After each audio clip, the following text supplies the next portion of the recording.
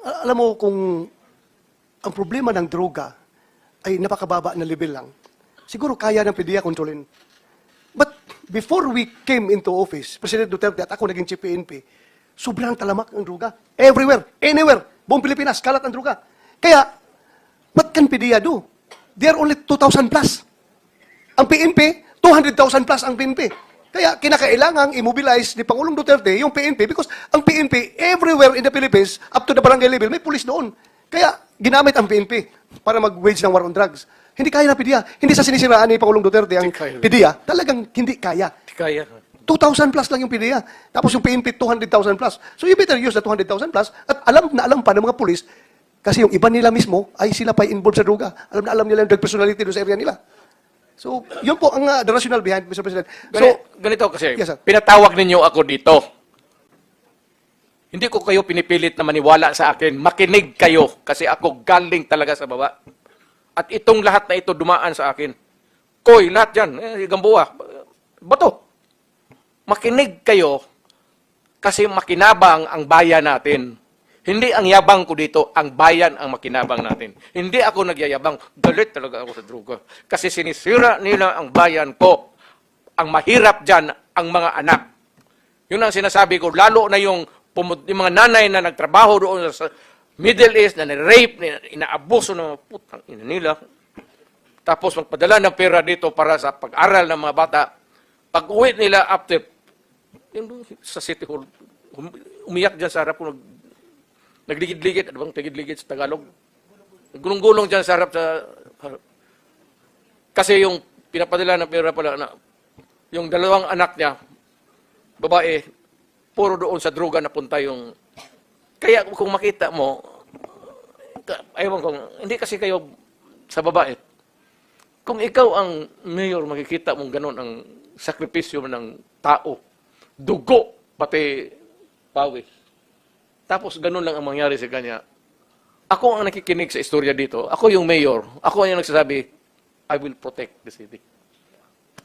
Ano? Putang, pakahipokrito ko naman. Wag na lang ako mag-mayor kung wala akong gawin. Kaya ang daw sinabi ko, stop o patayin kita. Magdiretsahan na lang ako. Total, akin lang naman to. Allow me because yun ba talaga ang totoo. Ang ganun ko, huminto kayo, papatayin ko kayo. Mga putang ina ninyo. what motivated you to speak before this committee?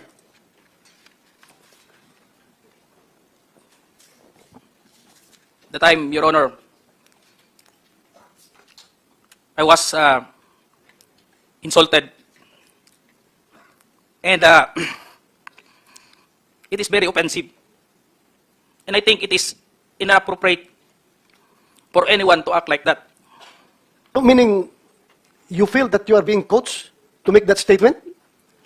Yes, Your Honor, I feel I've been corrupted to make that statement, Your Honor. Just because at the time, habang nag-uusap-usap, habang nagkakaroon ng deliberation doon sa hearing, Your Honor, hindi ko alam kung may present nila si Colonel Garman at that time, Your Honor, na mag-aano ng second supplemental, ay yung supplemental affidavit niya. So do you feel harassed? Did you feel harassed?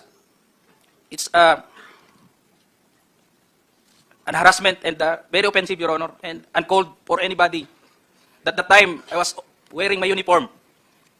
You're wearing your uniform police officer. and you are being told to lie. Parang Am I gusto correct? nilang magsisinungaling po ako, Your Honor.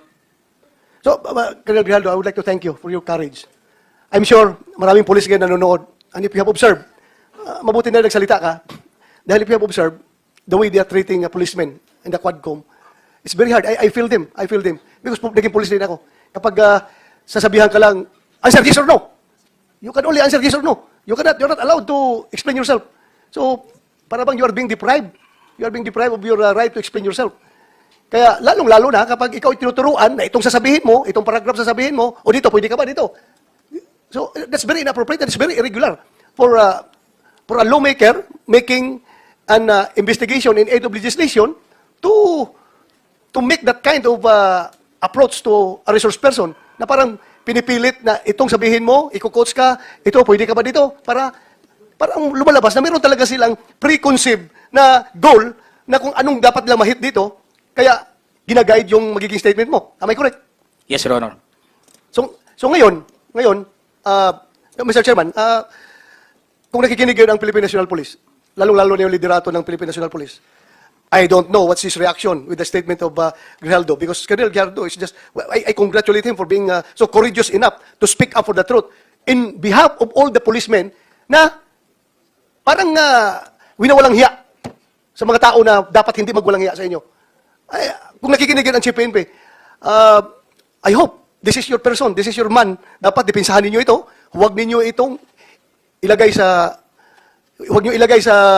litsunan. Huwag niyo ilitsun itong tao na ito because he's standing for the PNP. Na dapat hindi ganun ang treatment ng mga resource person pagdating sa investigation. Kasi parang ang baba ng tingin sa inyo ng nag-iimbestiga sa inyo. Yun lang ang nakikita ko, masyadong mababa. That's all, Mr. Chairman. Thank you, Congratulations. Sen. And would like to thank you for Bato. standing up. Your time has also expired. But sige, the long and short of it, yung may maikling kwento, kasi hindi ko naman napanood buong Quadcom Kayo ba ay tumistigo sa Quadcom din, finally? Nagsalita rin kayo ron? Yes, sir. We were already at the... Nag-affidavit ka doon? Nagsabit Wala ka po kaming affidavit po dyan sa... So, ilang tanong lang ang sinagot mo doon? Ilang tanong? Tungkol saan? Anong The topic? last time that I was asked by Congressman Paduano, it's all about the operation sa Oron, Your Honor. Oron? Sa Oron, One particular operation. Yeah. Sa first appearance mo. Second appearance mo. Your Honor, the first appearance on September 27, it's all about about EGK that time, Your Honor. Sige, basta wala kang affidavit, so makikita No, Your na natin. Okay, so, my colleagues, the President is getting tired. So, kung meron tayong questions for the address to the former President, tanungin na lang natin. Sir, okay ka lang, sir? Sir, I'm good until 4 o'clock. Yeah, I know. 5 na, sir. 5 na. Totoo, sir. 4 a.m. 4 a.m. He's referring to 4 Hindi ako a.m. nagpapatawa. Yes, I know that, Mr. President.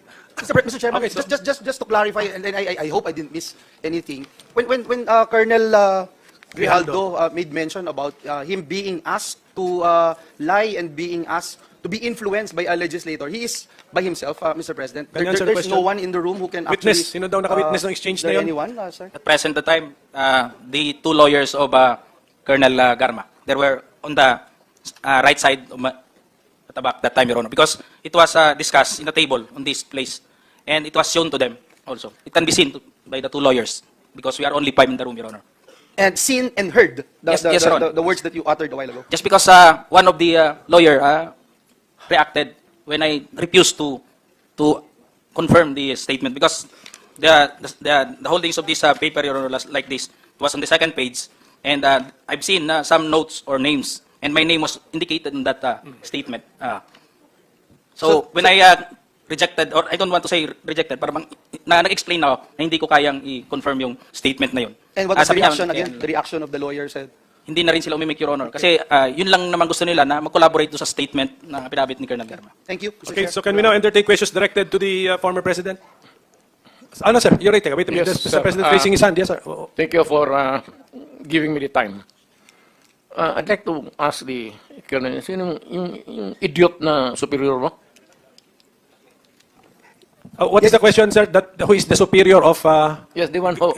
Alam mo ano ang ginawa ng ulol na yon? Subornation of perjury. That is a crime. Tingnan mo sa revised penal code.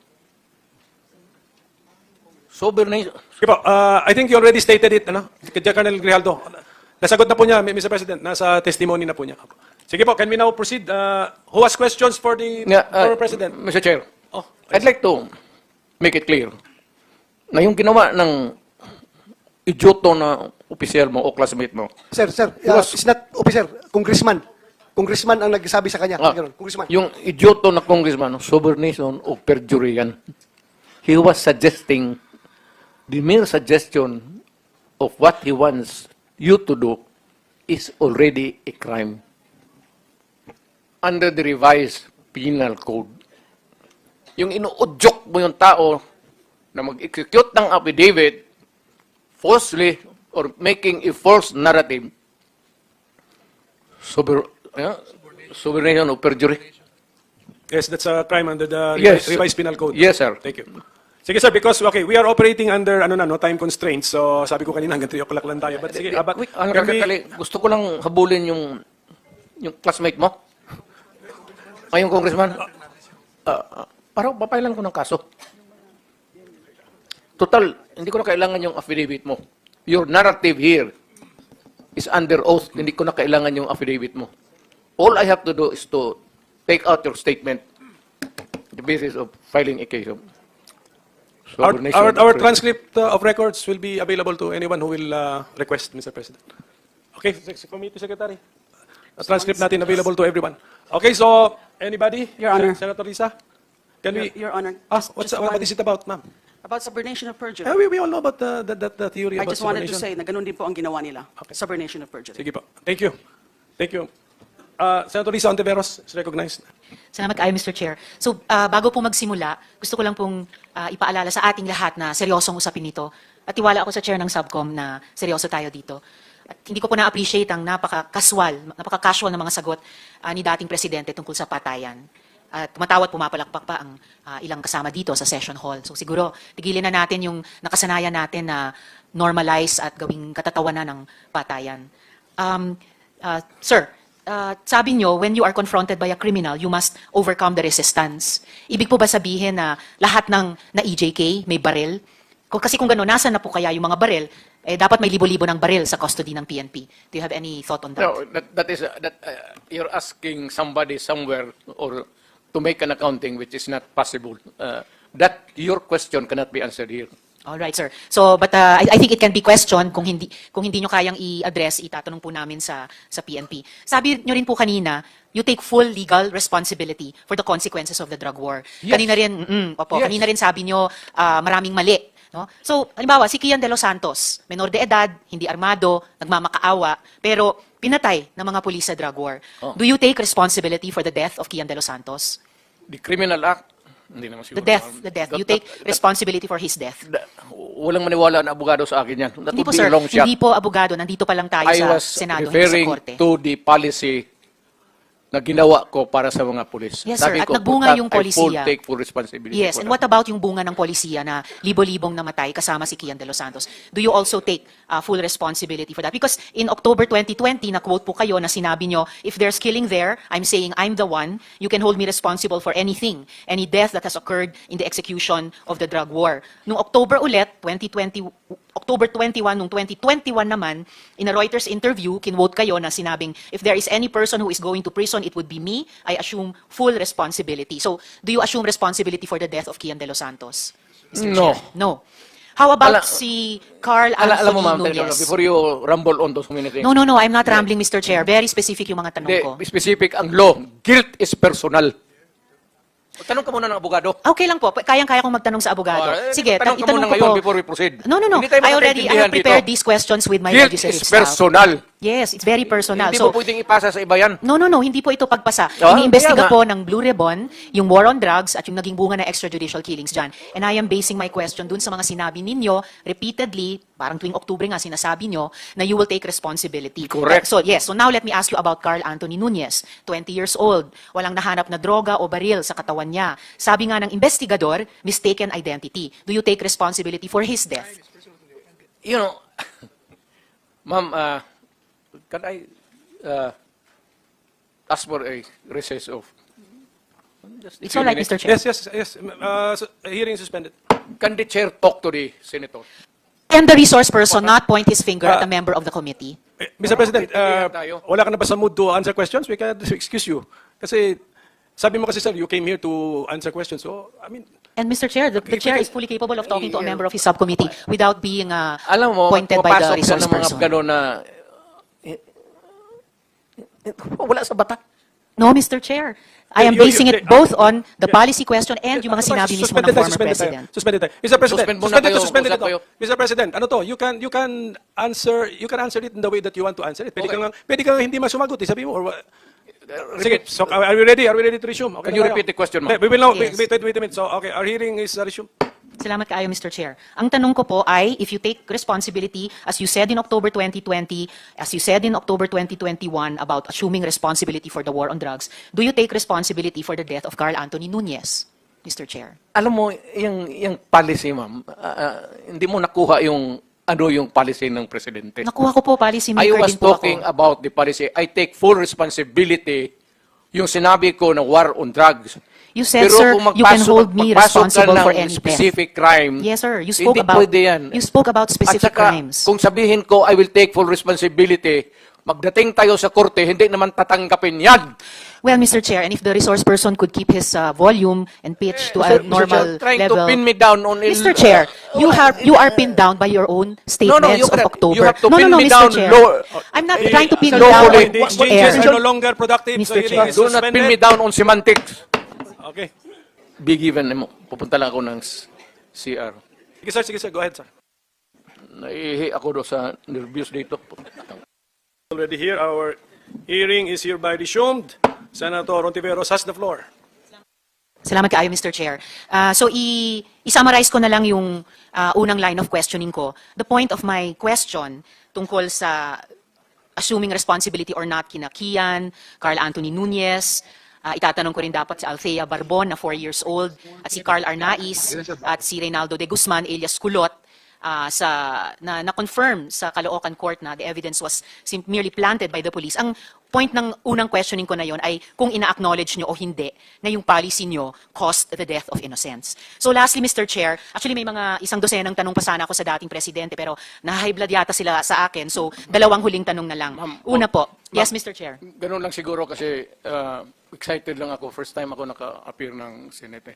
But walang personalan yan. It has nothing to do with you, pati yung character ko. Yung boses ko lang kasi excited. But if you are offended by the demeanor, then mag-change gear ako. I'll try to do it with moderation. Salamat kaayo, Mr. Continue, ma'am. Chair. Continue. Salamat kaayo, Mr. Chair. At saka, sadali, ma'am. Mr. Ganito, Chair. and I'm addressing lahat kayo. Taga-probinsya po ako. Hindi ninyo pwede akong masumo na paulit-ulit. Pag ginawa ninyo yan, isnabin ko kayo. Wala akong pera. I am not that rich na mag-travel dito sa aeroplano. Mahal yan. Nabubuhay ako sa retirement pay ko. So, pati itong pamasahe ko, retirement pay ko yan. Wala akong negosyo ever since. Gobyerno lang ako. I have been an employee of government ever since. Kaya, I do not have my public life is open to everybody. So, magastos masyado, ma'am. Kaya, kung maari lang, tapusin natin ito hanggang bukas. Huwag na tayong umalis dito. Thank you, Mr. President. Salamat kaayo, Yes, Mr. sir. Chair. Tapusin talaga natin ito. Tapusin natin ito dito ngayon. Huwag tayong umalis dito hanggang umaga. Umabot man tayo hanggang umaga bukas. Huwag tayong umalis dito. Tapusin natin dito. Okay, Mr. President, we are prioritizing the questions directed to you. Sige. Senator Ontiveros. Salamat kaayo, Mr. Chair. So, pangalawang tanong ko, tinawagan nyo ba si Senior Superintendent Padilla para i-congratulate siya sa pagpatay sa 3 high-value targets na Chinese nationals na inilagay sa loob ng Davao Penal Colony? Kasi sinabi nyo daw, congrats Superintendent Padilla, job well done. Pero grabe ang ginawang dinuguan. Do you confirm this, Mr. Chair? You call Padilla now because he's lying. I do not know him and I do not have to congratulate this policemen and soldiers. Trabaho ninyo yan. Why do I have to congratulate you? Magtrabaho kayo dyan. So you do not confirm na tinawagan nyo si I do Senior not- Superintendent Padilla? I only congratulate people with itong mga police na graduate with honors kasi nagtuturo ako sa Police Academy. May congratulatory message ako. Pero mag-congratulate ako ng ano. Well, Mr. Chair, of course, absolutely hindi naman natin kailangan investigate yung graduating with honors sa academy. Pero yung EJ case sa war on drugs, kailangan talagang kaya natin iniimbestiga. Kaya And, ma'am, huwag Mr. tayong Chair, umalis dito sa kwartong ito hanggang matapos ang gusto ninyong kunin sa akin. well, Mr. Chair, so yung huling tanong ko for today, for the record, Bakit ano po? tinawag Mr. ninyo Chair. ako dito tapos yan lang ang huli ninyong tanong? May mga colleagues pa yata tayo, Mr. Chair, na magtatanong sa dating presidente. So, for the record, sinasabi nyo ba na ang mga drug users at drug criminals ay dinideserve nilang mamatay na lang kaysa pumunta sa jail? O para i-paraphrase ko si Patricia Evangelista, do some people need killing, Mr. Duterte? Ma'am, presidente ako. Nagagastos ako sa gobyerno. Bakit ako magbubuhay sa mga putang inang yan? Ikaw yung pera na ipapakain ko dyan sa preso, ibigay ko na lang doon sa mga tao dyan sa walang bigas. So, mas okay walang kung trabaho. patayin sila kaysa Wala ipreso akong pakialam sila? dyan sa kriminal, ma'am. So, thank you for making that of record. Pakialam sa kriminal kung saan silang impernong gusto nilang pumunta. Well, Mr. Chair, for the record, You make your own history in this planet. yes, Mr. Yun Chair. ang gusto nilang mangyari, doon sila Doon sila sa impyerno at doon tayo magkita. Well, Mr. Chair, wala namang jurisdiction ng Senado sa impyerno. Dito lang sa bansa natin pwede tayong mag-investigate. Doon tayo pupunta. Well, wala po akong ambisyon pumuntang impyerno pa. Pero Mr. Chair, hirain kita, ma'am. ang punto lang nito ay nung magsisimula ang anumang police operations, drug-related police operations, supposed to be, at sinabi ng mga resource persons, merong pong manual of operations, merong continuum of force sa pag-enforce implement ng police anti-drug operation. So, ang premise is, yun na nga, arrest muna, at build the case. Well, Mr. Chair, no, as a final word, I hope and I imagine that the Department of Justice is watching dahil ang daming admissions ng dating presidente involving criminal acts. Salamat kayo. Kasaysayan na lang po maghuhusga. Salamat kayo, Mr. Chair. Thank you, Senator Mr. Ontiveros. Chair. Yes, go ahead, Mr. President. Nagtataka ako hanggang ngayon, ang Justice Department hindi pa nag-file ng kaso hanggang ngayon. Katagal lang. Matagal ako pumapatay ng tao hanggang ngayon, hindi pa sila nakapile ng kaso? Mr. Chair, another addition to the list that's growing by the minute. Okay, for the record, Mr. President. Wala na tayo- Wala, wag na Mr. tayo- President, for the record, kasi may nagtanong din sa akin eh. Wala, Huwag na tayo magdrama dito, tapusin na natin itong istorya na ito dito sa Pilipinas. for the record, Mr. President, wala. Kasi naawa ako dito sa mga pulis. Sa totoo lang, naawa ako sa mga pulis, pati sundalo. Kaya ako, akin mind and mind alone. Pag nag-inutusan ko ito, mag-operate itong mga buang na ito, kung anong mangyari akin yan, I'm emotional because I've been longing to state this particular sentiment.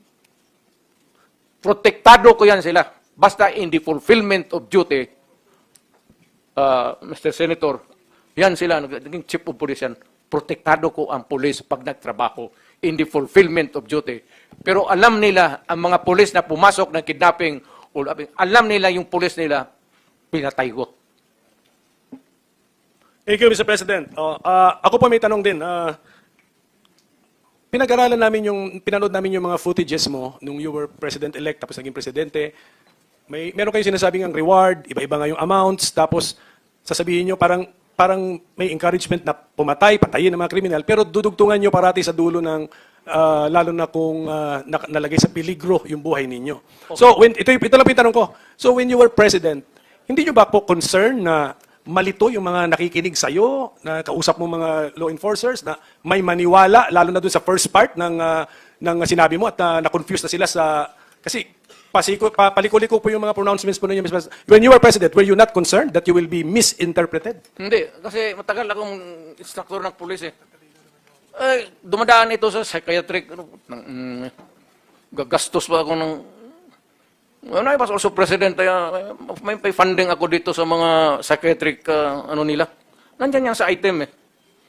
Hindi naman ito At saka, alam mo, Senator, okay yung mga ganung mga heinous crime, mga patayan dito. Ang presidente o mayor, hindi pwedeng kailangan magbitaw ka talaga ng salita. Putang ina ninyo. Kasi pag hindi, hindi ako na nagyayabang. Look at my city. I would like to, we travel back. Ano ang syudad ng Davao noon? Nung hindi pa ako mayor. Nandyan yung komunista, nandyan yung mga hot-upper, nandyan lahat. Abusado na polis, abusado na sundalo. Puro kriminal, puro kanya-kanya. Nung na-mayor ako, sabi ko, hinto kayo, either, yan siya, mga nandyan naman na noon. Sabi ko sa mga polis, either patayin ninyo ako o papatayin ko kayo. Putang hina, huminto kayo dyan, bitse kayo. Dahil kung sinabi ko yan sa mga kriminal, sa polis, lalo na sa kriminal. Pero yung mga polis na nag-kidnap, sumali sa hold-up, mga tao nila, pinatay ko talaga. Alam nila yan. Ibibigay nila yung pangalan kung tanungin mo. All you have to do is to place them under oath. Sinabi ko sa kanila, pati kayo pag hindi ninyo madisiplina yung mga tao ninyo. Bayad ang mga tao ng sweldo ninyo, tapos pati kayo kasali dyan. Stricto talaga ako sa pulis. Ayan sila. Puro general yan. Protektado ko ang pulis pag sa trabaho. Kasi ma-demoralize pag hayaan mo. Alam mo ba, senator, nung mayor ako, ayan, puro dumaan ng Davao yan, puro naging chief of police yan. Pagka ang pulis nagkaroon ng kaso, yung araw na yon na ma-file yung kaso against the police, tangina yung sweldo niya, hinto na yan. Wala nang pagkain na dumadating doon sa pati yung mga anak. Hinto pati yung edukasyon ng bata. Kaya pinoprotektahan ko sila. Ito puro generals. Pero alam nila, sila mismo pinoprotektahan ko. Dumaan ng kaso yan. Pero yung mga pulis naggago, I will take advantage of the presence of the former president and then ask now the police generals present this afternoon. Narinig niyo yung sinabi ni Presidente? Generals Danao and Coy, do you confirm what the President said? Na kung involved ang police ninyo sa krimen, siya mismo ang pinapatay daw niya. So do you confirm such a statement? alam nila. As far as I'm concerned, sir, when I was under the Davao City Police Office, hindi naman siguro sila pinapatay. Sige, tell us. As far as I know, sir, wala man pinatay po si Mayor What talaga. do you do? Wait, what do you do to the policemen involved in crime? Policeman is involved in crime, sir. That's Okay. the scenario. Oh. Sir, nung panahon ko, when I was the city director, there was one policeman who was discharged for illegal drugs. And unfortunately, hindi ko na lang po i-mention yung pangalan kung sino yung congressman na nilapitan at na-reinstate po sa serbisyo, in short. Okay, he was already discharged from illegal drugs. Wala pang 1 year, sir. Walang ginawa kundi magmaoy, mamaril, at binabaril niya, sir, yung kanyang misis, binabattle indok niya yan. Okay? So, in short, sir, yung taong yun, kinausap ko. Kasi sabi ko, kababalik mo lang, baka pwede namang maglaylo ka. Okay? So, ang nangyari, sir, naglaylo siguro ng 3 linggo. Ganon uli, sir. So, binaril na ng binaril yung misis niya. And accordingly, sabi mismo ng misis niya, sir, kaya po laging nagwawala na naman itong mister ko dahil bumalik uli sa droga. So, in short, sir, pinatay namin. Ganon lang, sir. Anong circumstances? Meaning, pinatay ninyo, paano? Sir, lumaban, sir, eh. Pulis, may sariling baril, sir. Binabaril nga niya yung misis niya, kami pa. Pinatay nyo sa bahay niya? Yes, sir. Nag-operation Pinoperate namin kayo? talaga, yes, sir. Pinoperate namin, sir. Nakalimutan ko lang yung apelyido, pero that was when I was the city director. I think it was 2014. Anong month po? I am familiar with the... Sige, sir. Can you supply the details, Mr. President? Yes, lumaban, sir. Yung anong petsa, so that yung mga gusto mag-research further sa insidente, anong petsa, anong pangalan ng tao? And I cannot... it would be impossible to remember that. I have to go back home and... General Danao, month and year? Para lang because this happened in Davao City, pero anong month and year? Para... Yes, sir. Hindi ko lang, sir, maalala yung ano, pero I was the city director, sir, eh. Pero that was from... Kasi I was assigned, sir, from 2012 up to, 16 yata? Basta almost 3 years yun, sir, eh. Thank you. So, walang ginawa yun, sir, kundi magsumbong sa station. And actually, pinatawag ko, sir, yung police. Yun yung pinagtataka ko, sir. Dahil na-discharge na ito, hindi ko na lang sasabihin, sir, kung sinong congressman yung nilapitan niya. Sige po. And nakabalik, sir, sa serbisyo. So, yun ang nakakasakit, sir, sa atin. Dahil dinischarge ka na nga for illegal drugs, and yet, nakabalik ka uli. Pagbalik mo, the same trabaho, the illegal drugs pa rin. So, what will you do dun, sir? Alam nga naman na misis mo, binabaril mo, buntis, binabatil indok mo. Hindi lalo na sa ibang tao. Thank you, General Danao. General Cuy, any reaction to what the President said?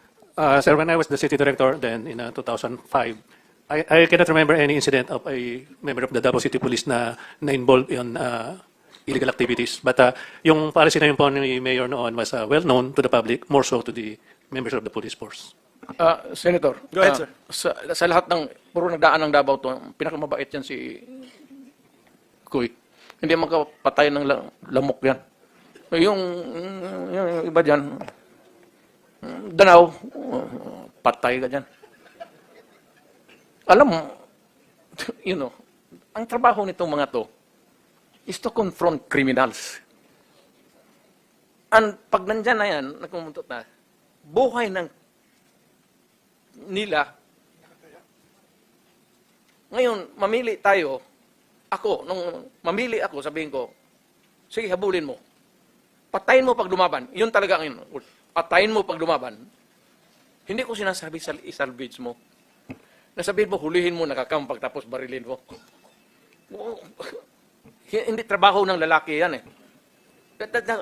Kung tunay ka na lalaki, hindi mo trabaho yung magpatay ng tao na... Bigyan mo ng baril, magbarila na lang kayo. Alam nila yan lahat. Ayan si... katabi mong senador, alam niya yan. Senator De La Rosa. Mr. Chair, I would like to share also my own personal experience. Pagdating dyan sa mga words ni President Duterte na sinabi niya, yung pananakot niya sa kriminal na pag kayo gumawa, lalo na kayo mga pulis, na involved kayo sa kidnapping, involved kayo sa droga, involved kayo sa hold-upan, papatayin ko kayo. Yes, sinabi niya yan. Sinabi niya yan. At itong mga pulis na ito, na namamatay din, namamatay sila during operation na kinandak sa kanila, dahil lumaban talaga sila. Hindi naman pupuntahan mo lang yung pulis para barilin. Sabi ko nga ni Presidente, hindi gawain ng lalaki yan. Hindi gawain ng lalaki yan. I have my own personal experience. Isang tao ko noon, matagal na ng tao, sinaligan yung trusted ko na tao. Ang problema, nagka-girlfriend ng isang drug addict. Nung girlfriend niya yung drug addict, siya rin tumira na ng droga. Ngayon, nung tumira na siya ng droga, dahan-dahan na rin siya nagbibinta ng droga. Pupusing na siya. So, naawol siya ngayon. Nung naawol siya, nag-full time na talaga siya naging puser. Sabi ni President Duterte nung mayor siya, yung mga pulis na yan na nagbibinta ng droga, papatayin ko kayo. Alam mo nangyari? Inoperitan yung pulis na yon. Tauhan ko yung dati. Inoperitan siya. Pag-operate sa kanya, nag-bypass. Nung nag-positive, inaresto siya. Pinasok siya. Barilan sila. Nung mga SWAT na pumasok. Ang masakit pa nga, Mr. Chair, yung mga SWAT na pumasok sa kanya, nag-assault, classmate niya na matagal niyang kasama from the training center hanggang sila nagiging SWAT, hanggang nagiging kasama sa basketball araw-araw, kasama sa kusina kumakain araw-araw. Pero sabi ng pulis na yung SWAT na nag-assault, Sir, anong magagawa ko? Classmate ko yan, hindi ko kayang patayin, pero lumaban eh. Kaya, paano ko i-explain ito ngayon sa asawa ng classmate ko na namatay na kumari ko? Kumari ko pa yun. Ang hirap i-explain, sir. Patayin yung classmate ko, pero kung hindi ko rin naman siya barilin, ako mamamatay. Magaling na shooter yung tao na yan. Magaling na bumaril. Kaya ganun po ang nangyari. Pag sinabi ni President Duterte, sa matter of policy na, papatayin ko kayo mga kriminal, papatayin ko kayo mga pulis na sindikato, yun ang ibig sabihin. Papatayin kapag lumaban. Yun talaga. Sabi niya, mas gusto ko, pagkatapos ng putukan, kayo ang nakatayo. Yung kriminal ang tumba. Hindi kayo ang natumba. Ang kriminal ang nakatayo. Because mahirapan akong mag-explain doon sa pamilya ng pulis na namatayan. Pero yung kriminal, wala mang problema kasi sila man talaga gumawa ng krimen. Kaya kung lumaban, mahirap kasi, pagka kinuha natin yung word palagi na, yung intimidation na ginagawa ni Presidente sa mga kriminal, pang-intimidate lang yun. Kaya nga, ang ganda ng Davao City, dahil takot talaga pumasok ang mga kriminal doon. Sabi niya, pag kayo kriminal pumasok sa Davao City, hindi kayo makakalabas dito. Kaya takot sila.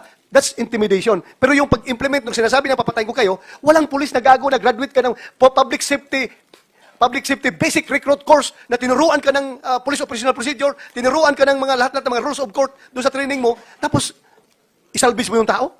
Walang pulis na gano'n. May pinag-aralan ng pulis eh. May pinag-aralan yan. Kahit nasabihin pa si Presidente na, barilin mo dito ha, barilin mo dito. Hindi, susundin ng pulis yan. Dahil alam nila what is tama at anong hindi. Kaya, palagi lang na may misinterpret, na may misquote yung kanyang mga hyperbole, yung mga superlatives, yung mga, ano pa yung mga pinagsasabi ng Presidente, just to send the message to the spine of the criminals na takutin sila. Yun po ang technique niya. Magaling yan siya sa, magaling yan siya sa saywar eh. Magaling siya sa pang-iintriga hanggang yung mga kriminal mismo magbabarilan. Sila na lang mismo. At yun na ginawa niyang Davao Death Squad, yung mga kriminal na nagbabarilan. Salamat sa inyo. At wala nang trabaho yung pulis. Kayo na mga kriminal nagbabarilan dyan sa Davao City. To complete your story, Senator Bato, yung sa tauhan mo, if you can remember the time frame? Time period nung Nakalimutan. anong month, anong year? Nakalimutan Sige, ko. para lang Sige lang, mag-research na tayo. Magpaparesearch na ako kung anong year yun. Paparesearch ko. Mr. President, one last question for me. I don't know yung mga colleagues ko, meron pong footages kasi na, katulad ng sinabi ko kanina, yung sabi mo kung pwede kayong ma-misinterpret na in-encourage nyo patayin, pero dinudugtungan nyo ng kung manlaban, ganun. Pero sabi mo rito, may 3 million ako sa mga drug lords, itong terrorizing, supervising na drugista, 2 million, second echelon, 1 million, ordinaryo, 50,000.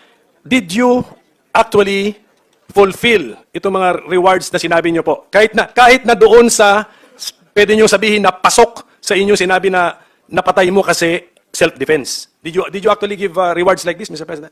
Istorya lang yun, sir. Kung pulis ka, hindi, ito na, Dalaw. Kung may pinatay siya tapos sabihin niya, sir, saan ang sinabi mong reward? Mumarahin kita.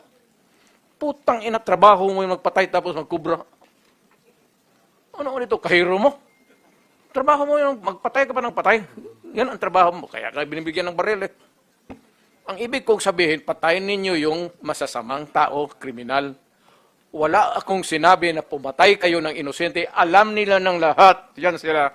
Naggalit ako pag ikaw ang pulis, nag-abuso, at may nagsumbong sa akin na binugbog ka ng pulis o pinatay mo yung asawa niya, putang ina kang pulis ka, may problema ka sa akin. Either maglayas ka, alam nila yan. Pag hindi, maabutan kita. Mr. Chair, just to add to the Sige, statement go of ahead. President Duterte.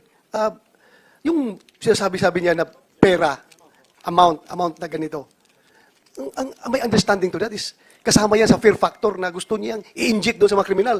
Tingnan nyo, nung in-announce niya na meron kang babayaran ko yung drug lord, sabi niya 1 million o iba-ibang prices, iba-ibang amount. Tingnan mo. Parang Kung saan napunta ang pinakamalaking drug lord sa Cebu, si Jaguar, lumayas. Nagtago dito sa Las Piñas, hanggat dito nakuha sa Las Piñas. Yung mga drug lord sa Iloilo, si Udikta, saan nagpunta? Ha? Pumunta dito sa Manila. Kasi natakot sila. Natakot talaga sila, Mr. Chairman. Pero kung sinabi mo na actual na binigay yung pera na yan, na pangtakot, na kung may napatay, ibinigay, I don't know. Tanungin natin si President Duterte kung binigay ba niya yan kung may namatay. Hindi, kasi- Pero ang alam ko, pangtakot lang niya yun. Kaya naglayasan yung mga drug lord dito sa Pilipinas. Ngayon, nawala na si President Duterte, bumalik na naman. Andyan na naman sila ngayon. Continue yung kanilang trabaho, kanilang negosyo. Kaya, Hindi nila nakuha yung style ko, sir. Hindi ako magsabi, magbigay ako bounty. Ikaw yung kriminal. Criminal A, 50,000. Sabihin ko, ang pulis ang bigyan ko, 50,000, sigurado mahuli yan. Sabihin mo lang 50,000 doon, wala. Pero sabihin mo, ibigay mo yung 50,000, no? Hanapin mo. Pag lumaban, patayin mo. Alam nila yan, kasi dumaan yan lahat sa akin. Instructor ako sa criminal law, pati criminal procedure. Dumaan yan sila sa akin, either sa klase or lecture. Alam nila lahat. Alam nila lahat kung papaano pumatay ng legal at papaano pumatay na makukulong ka. Always in the fulfillment of duty when your life is in danger. Alam nila yan. Pagkapulis ka, hindi lang basta-basta bumaril ka dyan. Only when you are enforcing the law at sabihin mo mag-surrender ka, pag ayaw mo mag-surrender, lapitan mo, you must overcome the resistance. Pagka nagkaputukan kayo, sabihin, sinasabi ko sa IAS at sabihin ko uli ngayon, ang sinasabi ko sa pulis, huwag kayong umuwi dito o mag-report sa akin na may tama ka. Galit ako, sabihin ko, bakit ikaw ang tinamaan? Putang ina. Anong klaseng pulis ka na? Alam nila yan. Yan sila na puro dumaan ng chief of police yan. Alam nila yan. Senator, ayaw kong makita yung pulis ko na matay. Kasi naaawa ako sa mga byuda. Kaya lahat, alam na, ito, nandiyan yan sila. Lahat ng pulis na mamatay sa Davao, pinupuntahan ko talaga. At yung mga byuda nila, ayan, nandiyan sila, nandito harap-harapan. Yung mga byuda nila, ginagawa ko kaswal sa City Hall para may pundo lang pangkain. Tanungin mo yan sila isa. Ganun yan. Pag nasuspende ang pulis, nung mayor ako, wala na yung sweldo, ako ang nagbabayad. At pag may kaso, ako ang nagbibail bond. Pero kung abusado at kriminal, alam nila, napapatayin ko talaga sila. Alam nila yan. Alam ng buong Davao yan. Huwag na tayo bulahan. Hindi ako matapang. Takot rin ako mamatay. Pero may paraan ako. Thank you, Mr. President. Okay. So, we appreciate your attendance. No? Nag-overtime na po tayo. Pasensya na po, hindi natin kaya hanggang 4 a.m. Okay lang, sir. Okay, kasi. And then, so, to the other resource persons or witnesses na hindi po natanong man lang, including Muking. Muking isir, taas mo kami mo Muking kasi marami nagsasabi baka hindi ka mag-appear. But thank you for, so pasensya na po kayo, no? We ran out of time for our first hearing. Automatic, na lang. Senator, bigyan mo ko konting panahon, sandali. Kasi ito si Muking, Yes, sir. tikabigay ng pera. Alam mo, ang pulis, sir, at alam mo yan, ikaw mismo alam mo yan. Yang pulis, walang pera yan, pang-operasyon. Magtanong ka dito ng istasyon. Sweldo lang yan sila, may equipment sila, ganun, may police car. Putang ina, walang gasolina yan. Maniwala ka.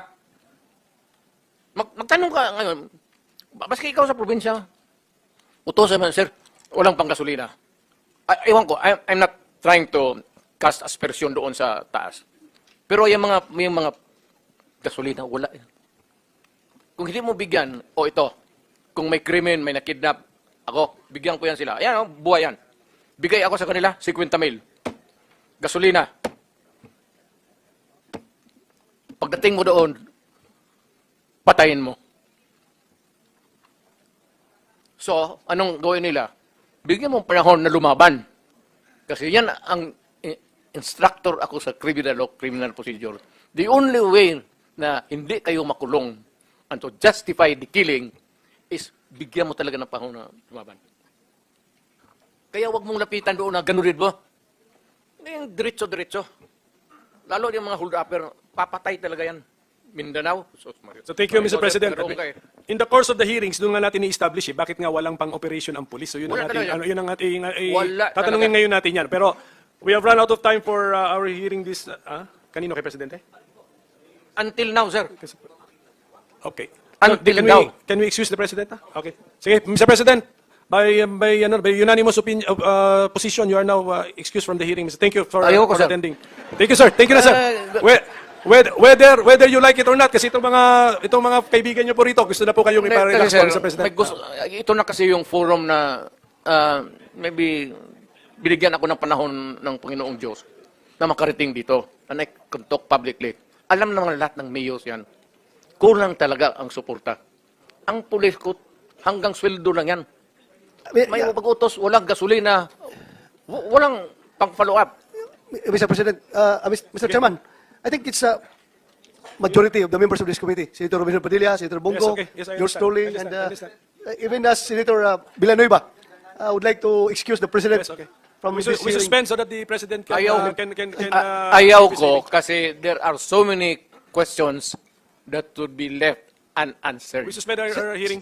Sir, pag wala ng question, Tapusin natin itong putang inang problema ng Pilipinas.